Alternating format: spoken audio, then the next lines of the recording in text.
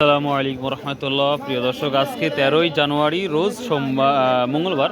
পেঁয়াজের ম্যাটিক শেষ হয়ে গেছে, আমি আসতে হয়তো দেরি করে ফেলেছি। পেঁয়াজের কি দাম হাকিকত সেটাই জানাবো আপনাদের ইনশাল্লাহ। দেখি দুই একজন আছে এখনো। বড় ভাই, পেঁয়াজ কি দাম বললো ভাই আজকে? ওরে বাপ, 14-15 না? সর্বোচ্চ জানা আছে 1700 টাকা সর্বোচ্চ পর্যন্ত গেছে না?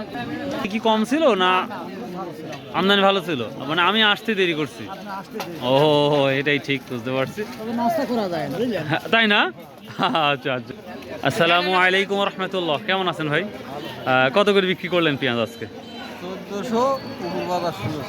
1400-1600, দুই একটা 1700 গেছে শুনলাম ভাই। ওখানেও কিছু পেঁয়াজ আসছে, আমরা একটু দেখবো ইনশাল্লাহ।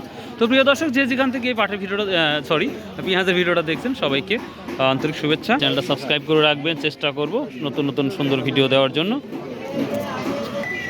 কত করে? এটা 1500 বিক্রি হলো। আর ওইটা? ও, দাম বলেন।